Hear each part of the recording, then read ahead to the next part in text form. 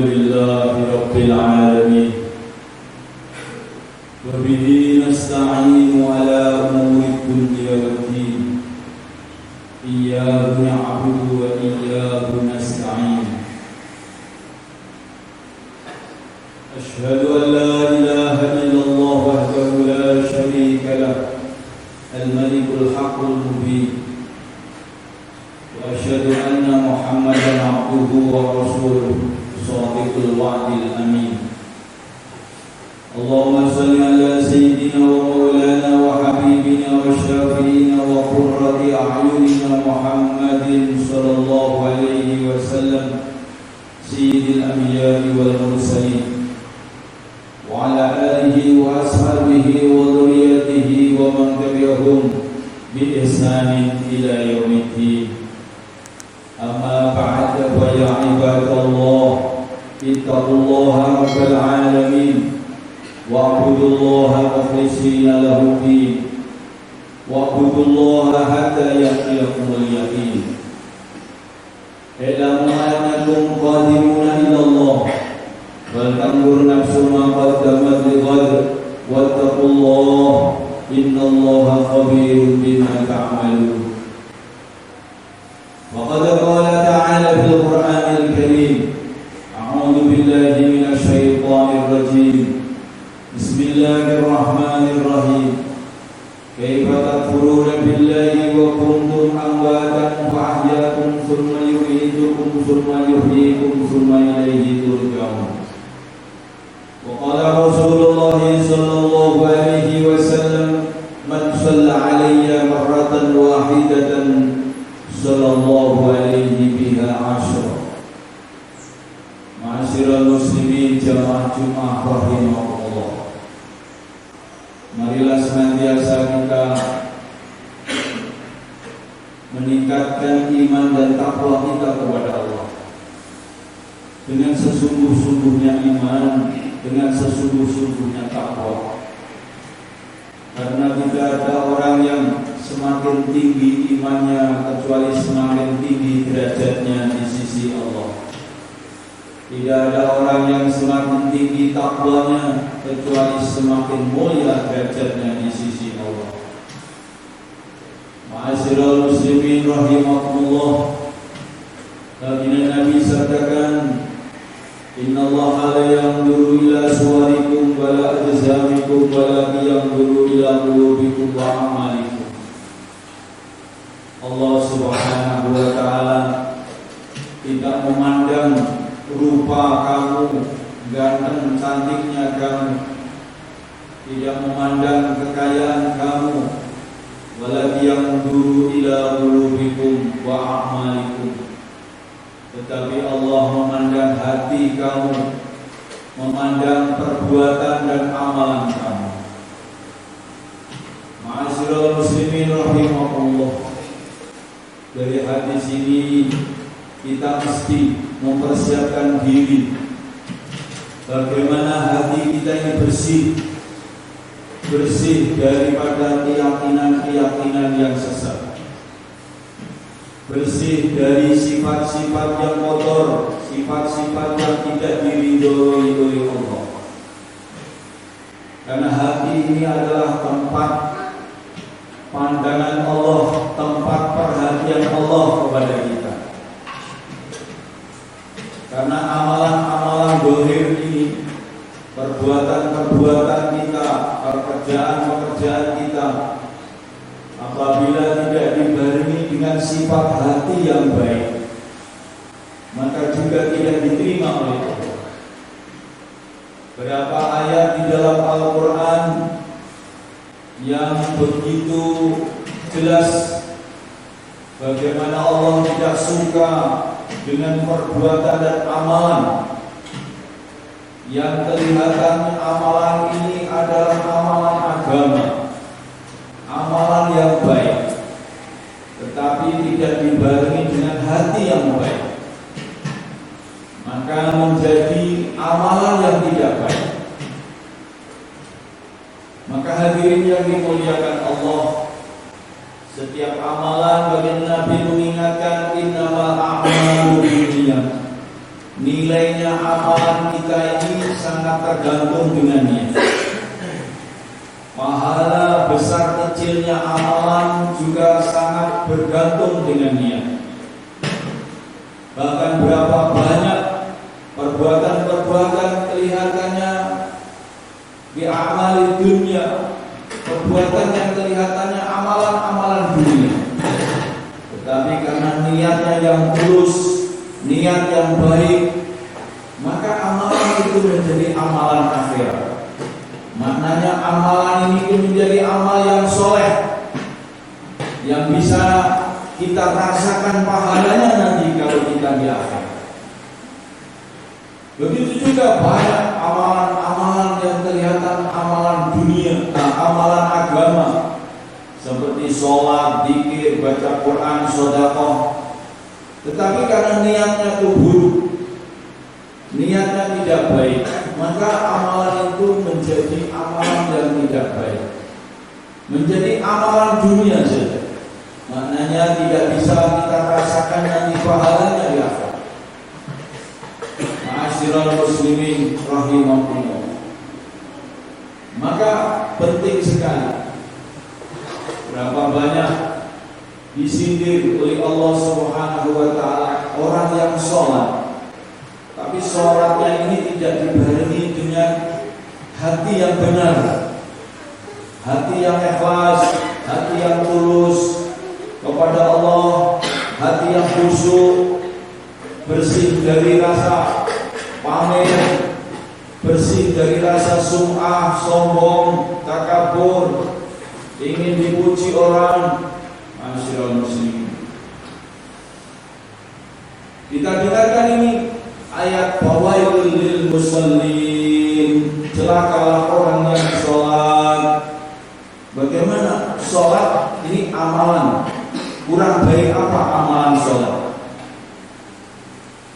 Fawailul lil musallin, celaka orang sholat. Alladzina hum yuraun, orang yang sholatnya karena ingin dilihat orang, orang yang sholatnya ingin dipuji orang. Maka Allah Subhanahu wa taala tidak menerima sholat. Begitu juga banyak amalan-amalan yang lain. Maka itu hadirin, Allah menerima amalan-amalan kita apabila amalan-amalan kita ini ikhlas, tulus karena Allah, kemudian dikerjakan sesuai dengan kaidah yang benar, seperti yang dicontohkan oleh baginda Rasulullah Shallallahu Alaihi Wasallam. Maka amalan itu menjadi amal soleh, amalan yang menjadi bekal ketika kita nanti di akhirat, walaupun mungkin di dunia belum nampak. Karena seluruh amalan-amalan agama ini hadirin, ketika kita masih di dunia, maka bisa jadi belum ditampakkan daripada pahala-pahala yang telah dijanjikan Allah, yang telah dijanjikan Rasulullah.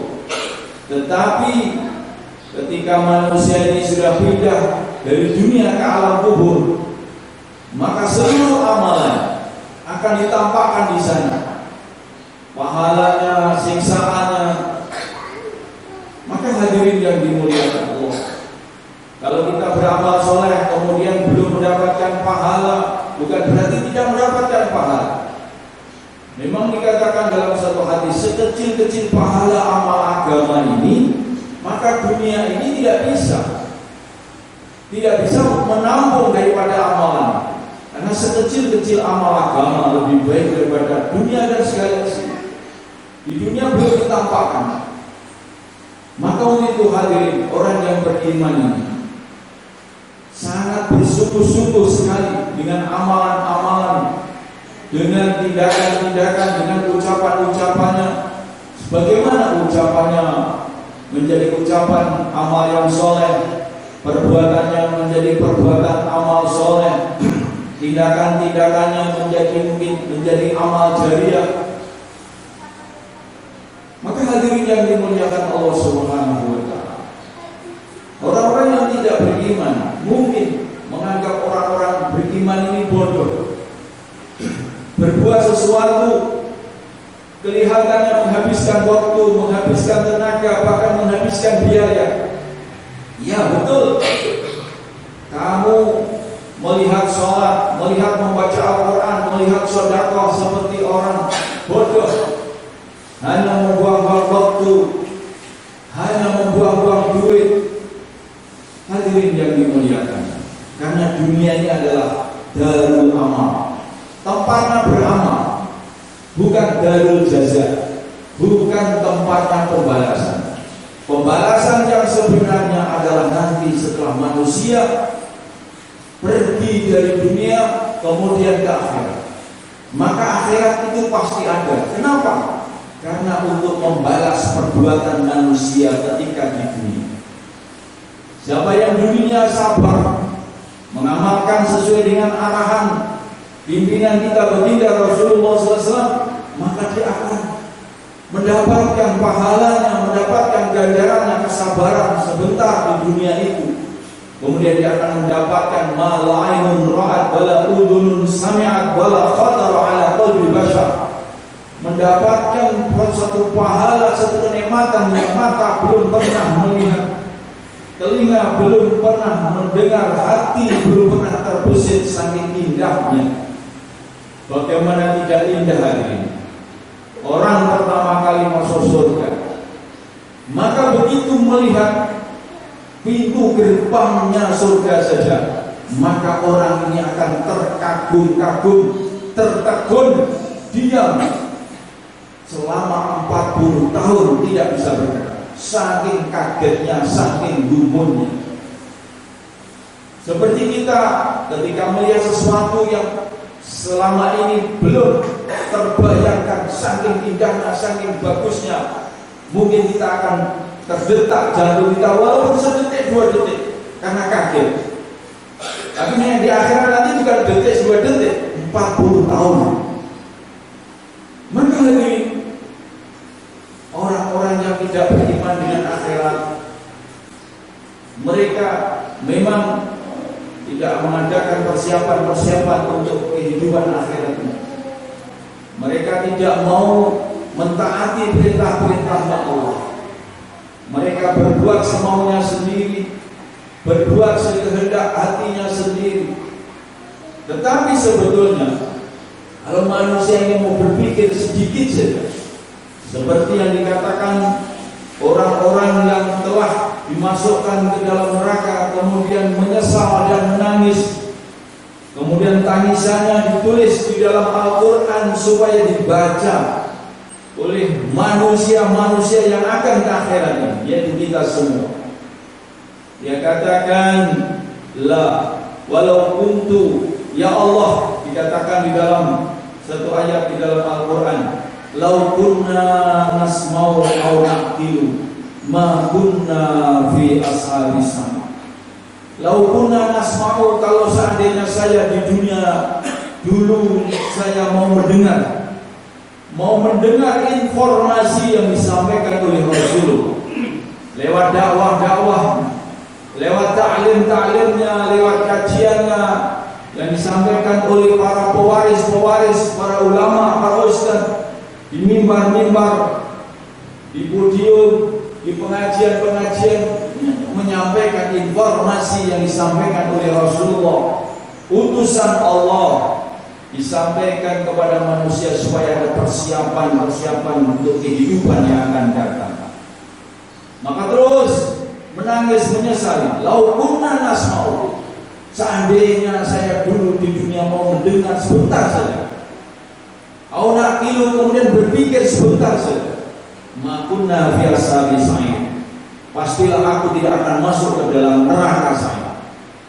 Hadirin, ayat ini menjelaskan kepada kita bagaimana orang masuk ke neraka itu sebetulnya dimulai dari mana? Dimulai dari ketidakpeduliannya dia, dimulai dari kesombongan seseorang sampai tidak mau peduli dengan informasi yang sangat penting yang disampaikan pewaris-pewaris Rasul. Bagaimana kita ini dari dunia ini mau ke akhirat, kemudian tidak mau mendengar informasi tentang akhirat. Persiapan apa yang harus disiapkan seseorang yang akan pergi ke akhirat?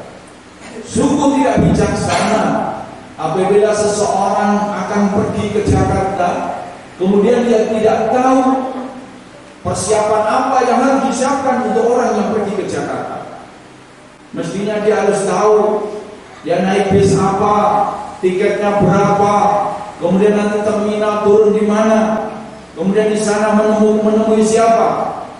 Itulah mestinya seseorang yang bijak dan cerdas. Begitu juga seluruh manusia di dunia ini sebetulnya akan pergi ke akhirat. Tetapi sedikit sekali orang yang peduli dengan akhirat. Sedikit sekali orang yang mengingat tentang akhirat. Kita di dunia, tapi tidak selamanya di dunia. Di dunia ini sering disampaikan oleh para kiai bahwa dunia ini bukan tempat tinggal, tapi dunia ini tempat meninggal. Siapa saja, berapa banyak manusia ini tidak mempersiapkan bahwa di dunia ini akan meninggal, tetapi dengan kecerobohannya tiba-tiba dia meninggal. Kemudian dia meninggal dengan penyesalan karena tidak ada bekal sedikit pun untuk menghadapi kehidupan akhirat. Masyarakat muslimin, pelajaran telah terjadi dalam diri kita. Ketika kita masih di perut ibu kita, maka di sanalah Allah Subhanahu wa taala mempersiapkan kita sehingga kita ini disetting oleh Allah Subhanahu wa taala dengan konstruksi tubuh kita dipersiapkan untuk kehidupan setelah alam kandungan. Di sana kita diberi dengan tangan dua, kaki dua, mata dua, mulut, semuanya itu adalah hadirin untuk persiapan manusia supaya menghadapi kehidupan di dunia. Itu semua bukan dipersiapkan untuk kehidupan alam kandungan, bukan. Di kandungan tidak butuh tangan, karena tangan tidak dipakai di sana. Di kandungan tidak butuh kaki, kaki di kandungan itu tidak digunakan. Mata di sana dipersiapkan, tapi bukan untuk di alam kandungan. Mata, kaki, tangan, mulut, semua anggota tubuh dipersiapkan adalah untuk menghadapi kehidupan dunia, yaitu kehidupan setelah alam kandungan. Begitu juga sebetulnya agama ini hadirin. Maka agama ini adalah pesanan-pesanan yang mesti harus dilakukan oleh manusia supaya manusia ini hidupnya tertata rapi, kehidupannya penuh dengan aturan tertib.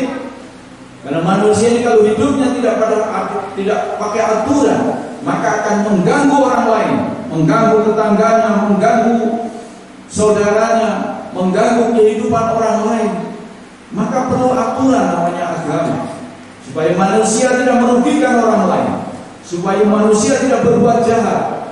Karena manusia ini semuanya punya perasaan, butuh keadilan. Maka disitulah agama turun untuk supaya membawa manusia ini selamat. Karena manusia ini tidak tahu jalan selamat kalau manusia ini tidak diberitahu oleh namanya agama. Karena manusia ini diciptakan oleh Allah, maka hanya Allah lah yang tahu jalan keselamatan bagi manusia.